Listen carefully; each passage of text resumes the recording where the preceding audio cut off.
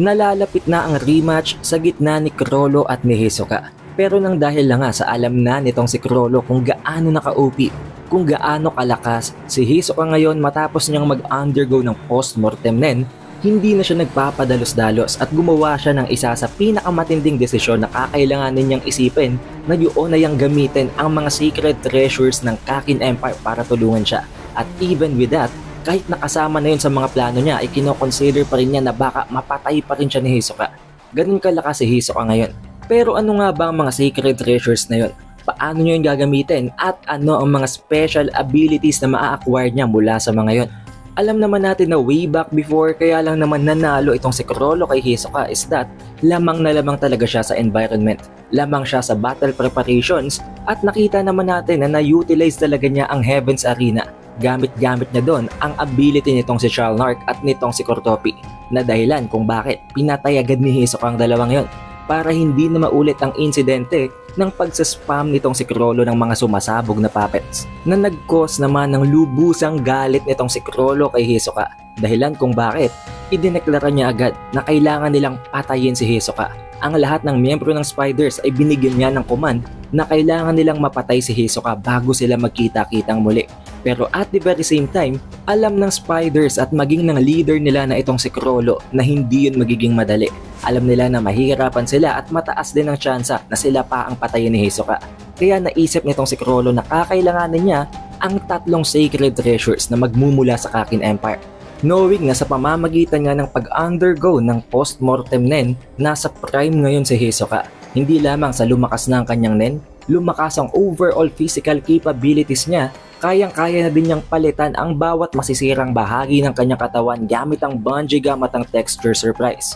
Pero ang pinaka-highlights dito, ang pinakatanong, ano nga ba ang tinataglay na kapangyarihan ng tatlong secret treasures na binabalak na kawin ni Chrollo mula sa Kakin Empire na tinutukoy niya na tutulong sa kanya para masiguradong mapapatay niya si Hisoka?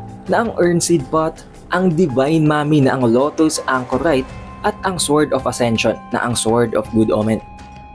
Ayon sa lore or sa history ng Kakin Empire, ang tatlong sacred treasures na yon ay ang source ng powerful nen na sumusuporta sa Kakin Empire at maging sa Succession War mismo.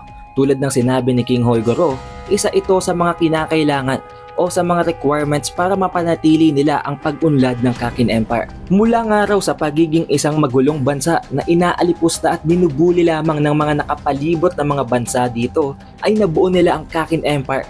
Napaunlad nila ito sa pamamagitan ng mga ritual na sinusuportahan ng tatlong secret relics na yon na mas kilala nga natin sa tawag ng secret treasures. Na in exchange naman sa pamamagitan din ng Succession War ay masisigurado naman nila na ang Kakin Empire ay magkakaroon ng isang strong and worthy na leader.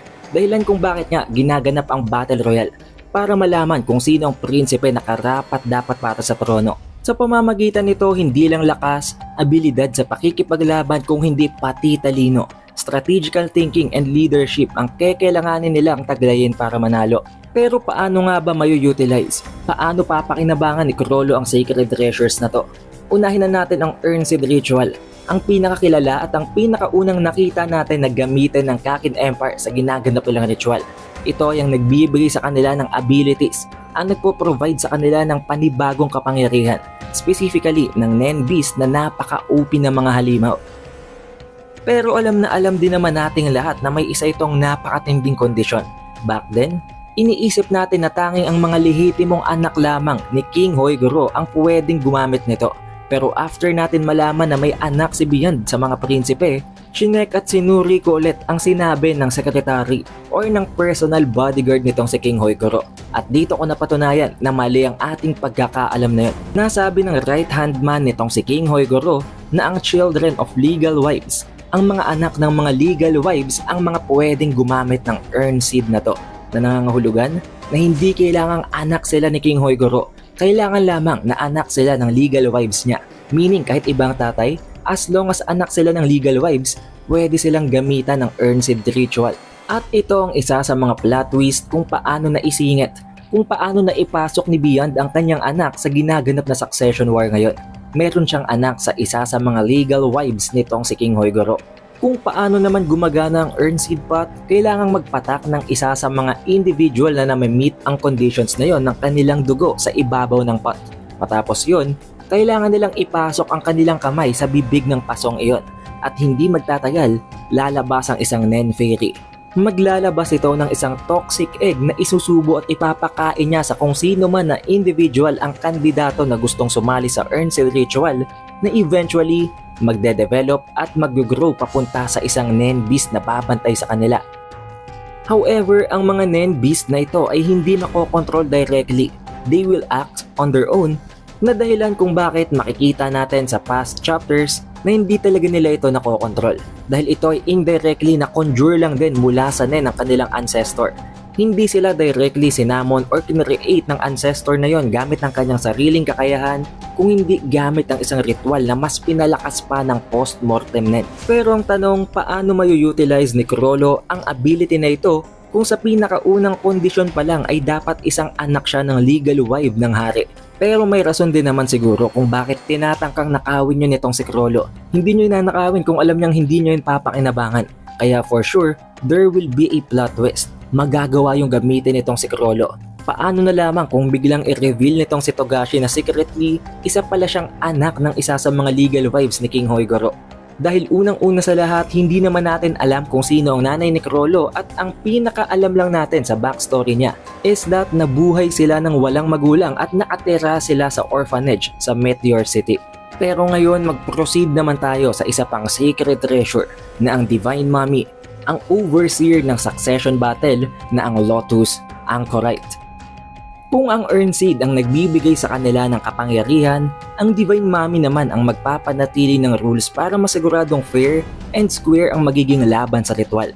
Tulad ng nakita natin kay Kakcho at kay Fugetsu, since nabanggit na bawal silang lumabas ng Black Whale habang nangyayari ang Succession War, namatay si Kakcho dahil nga sa paglabag niya sa rule na yon.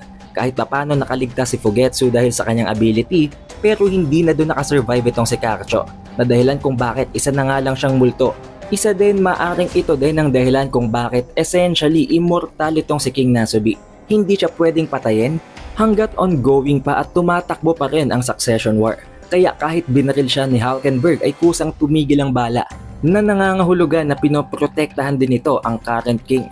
Back then, hindi pa naman nabubuo ang Black Whale dahil isang modern structure ito. So most probably, gamit ang authority ng king or ng user nito, pwedeng mag-set ng rules ang individual na yon na may authority at strictly susundin yon ng Divine Mommy. Na kung iisipin nyo guys, pwede itong gamitin ni Chrollo para mag-set ng battlefield na hindi inaasahan ni Hisoka. Kahit na oo, hindi napapayag si Hisoka na makapag-prepare ang spiders, wala pa din siyang magagawa. Kung magseset ng rules itong si Chrollo na kailangang sundin ng Divine Mommy, siguradong mangyayari yun dahil napakalakas ng ancient relic na to. Hindi to basta-basta ma-overpower nitong si Hisoka. Na at the very same time, alam naman natin na dapat may proper exchange, hindi naman pwedeng basta-basta maging OP si Chrollo nang wala naman siyang ino-offer in return. Na pwedeng isa sa mga dahilan kung bakit nasabi ni Chrollo na okay lang na mamatay siya as long as mapapatay niya rin si Hisoka. Na nagpapakita lang na pwedeng gamit yon, pwedeng ma-ensure niya na malalock out sila ni Hisoka at hindi na sila makakalabas muli mula sa isang space or battlefield na ide-declare niya, at hindi nila magagawang lumabas mula sa lugar na yon not unless ma-meet nilang lahat ng condition para matapos ang ritual. Pagkos ang salitang sinabi niya na kahit wala na siya, kahit wala na ang ulo ng spiders, patuloy pa rin itong mabubuhay. Now as for the last one, sa pinakahuling treasure na ito, ang Sword of Ascension, ang Sword of Good Omen. Alam naman natin na wala pa tayong kahit na konting alam na detalye tungkol sa kung ano ang kayang gawin nito. Kung gaano ito kalakas, kung gaano ito ka-OP at kung gaano kadaya ang hacks nito. Pero alam naman natin na ang Sword of Good Omen ay ibinibigay sa susunod na uupo sa trono. Meaning, ang current king ang palaging naghahawak ng treasure na to. Dahil from the name itself, para bang ito ang nagsisilbing lucky charm ng hari na nakaupo sa trono. However, uulitin ko, wala pa tayong alam na kahit na anong detalye tungkol sa sandatang ito. But possibly, maaring maalin yon sa dalawang ito. Una, maaring ito ang nagsisilbing all-piercing sword or all-piercing spear ng maghahawak nito Dahil kung iisipin nyo, ang una ay ang nagbibigay ng abilidad, ang pangalawa naman ay ang nagbibigay ng proteksyon at ang nagbibigay ng seguridad sa gaganapin na ritual. At pwedeng ito naman ay ang magsisilbing sandata. At kung hindi yun ang case, pwedeng ito naman ay ang magbibigay sa kanila ng authority na gamitin ang dalawang previous treasures na nabanggit, na ang Divine Mummy at ang Earn Seed. Dahil kung iisipin, ibinibigay nga ito sa magiging susunod na hari. Pwedeng itong para bang nagsisilbing remote control, ang magbibigay sa kanila ng otoridad na mag-impose ng rules, mag-impose ng panibagong mga set of conditions sa gaganapin na susunod na ritual. Na dahilan kung bakit, kung papansin ninyo, ginanap nga ang Earn Seed Ritual or ang Succession War sa Black Whale na hindi naman posibleng mangyari way back then sa ancient times. But regardless, kung tutuusin, maalin naman sa dalawang possibilities na ito, magiging napaka-useful pa rin naman ito para kay Chrollo.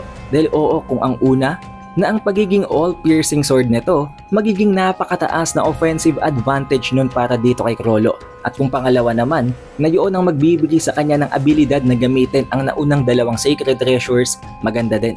Dahil mangangahulugan yon na hindi niya na kailangang i-meet ang conditions, siya na mismo ang magsisilbing admin ng mga sacred treasures. Kung isa man itong sandata na kayang magpatumba ng kahit na sino, kayang mag-damage ng kahit na sino, kahit na ang isang nilalang na binuhay ng post-mortem nen, or kung isa man itong sandata na magbibigay sa kanya ng authority na gamitin ng dalawang mas malakas pang sandata, magiging maganda yon pareho para sa kanya. Dahil for sure naman merong rason kung bakit isa ito sa naging priorities ni Chrollo. Alam niya kung anong ginagawa niya. Pero magiging sapat ba ito kontra kay Hisoka? Given na nanggaling na mismo sa bibig ni Chrollo na kahit makuha niya ang mga sacred treasures na yon, mataas pa rin ang tsansa na mapatay pa rin siya ni Hisoka. Na nagpapatunay lang na napakalakas din talaga ngayon ni Hisoka. Isipin nyo, kinoconsider na dito ni Chrollo ang pag-acquire ng 3 sacred treasures, pero iniisip pa rin niya at kinoconsider ang possibility na baka matalo pa rin siya. Habang itong si Hisoka nga na alam na hinahunting na siya ng spiders, napakakalmado, napaka-chill na para bang hindi siya kinakabahan. Palaro-laro lang siya sa casino at para bang confident siya na kahit nalusubin siya ng spiders, kaya niyang i-wipe out ang lahat ng iyon. Pero what do you guys think? Ano sa tingin nyo ang magiging mangyayari sa laban na ito? Magagamit ba ng maayos ni Chrollo ang Sacred Treasures? Makakalamang ba siya ngayong hindi naman alam ni Hisoka na gagamitin niya ang mga weapon na yon? If you have any other thoughts, any other ideas sa kung paano magta-turn out ang rematch na ito sa gitna ni Chrollo at ni Hisoka, ilagay nyo lang yan sa comment section para mapag-usapan pa natin. Siguraduhin mo nang naka-like, naka-subscribe at na-ring nyo ng bell button para automatic ma-notify ka pag release natin ang susunod na video. Also, we have an official Facebook page and official TikTok account. Kaya naman mag-follow at mag-like na kayo sa iba pang mga accounts natin na yon sa ibang platforms para palagi kayong updated tuwing may bagong announcement tayo tungkol sa channel. Shoutout nga rin pala sa napakatinding mga supporters natin na ito mula sa previous Hunter x Hunter video na ang Phaeton vs Hisoka. Maraming salamat guys. It is The Updated Weeb, and I will see you guys on the next one.